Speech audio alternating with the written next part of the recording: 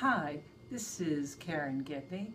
I'm your friendly little prison physician, and I would today like to tell you a little bit about how I actually got into prison. Here's the thing. I was placed in the prison by the federal government as a payback to a National Health Corps scholarship type of loan, so I had 4 years to do in the prison. I want to tell you about what I remember of my first day. Now, mind you, my first day was July 7th, 1987. And there are two big things that I remember from that day. One was the feeling what it was like to enter a prison system and hear that clang of the door, that first door closing behind me. That is a unique sound, not like a normal door. That clang, that metallic clang.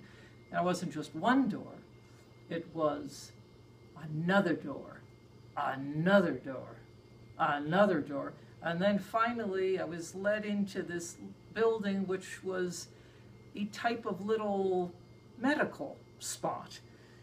Very different from where I actually work now. But that little area had 20 hospital beds, and it functioned as a place where the inmates got their medicines, where the sick ones or the old ones stayed in the back. I had a little room. And when I was led around and they showed me the back, and I thought, yikes, this is not very attractive. They had a little cell, which wasn't even a cell in those days. There was a door, they just locked them in. And there were 2 beds in the room, and they had to intermittently get out to use 2 bathrooms. So there was 2 toilets for 20 guys back there. And there was this middle-aged guy in a blue shirt showing me around.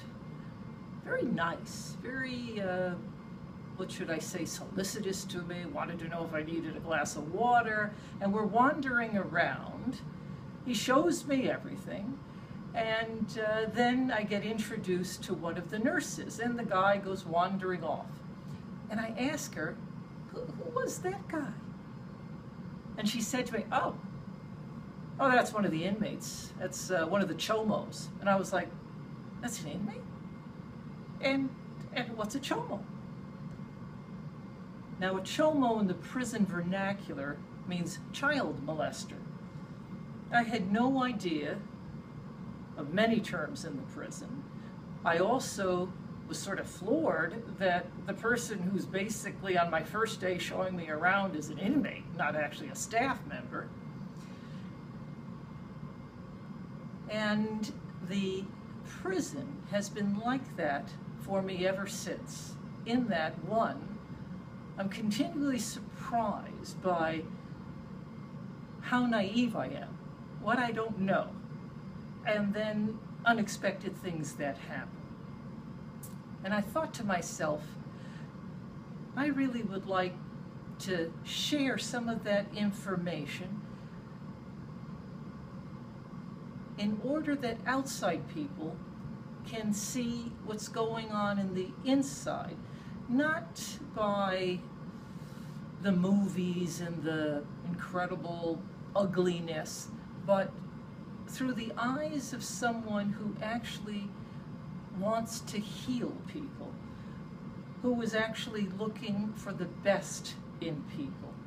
And after 30 years, I have learned some things. And I thought the best way would to be share these things by what I call little prison bytes. Sort of like that double entendre there, prison bytes.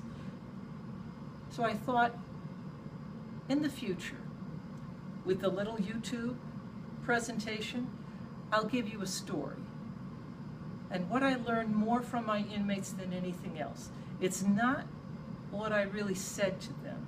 It was always how I made them feel. If they felt that I cared, that made all the difference in the world. And one of the reasons I'm actually doing these YouTube little sessions is I would really like to give a different perspective on the correctional system. And that perspective is the mindset that what we are doing now really doesn't work very well. And I would like to be part of that push for individuals to ask, if it does not work well, why do we keep doing the same thing all the time? What could we do different? And what could we really do to prevent a lot of those individuals from entering that type of system?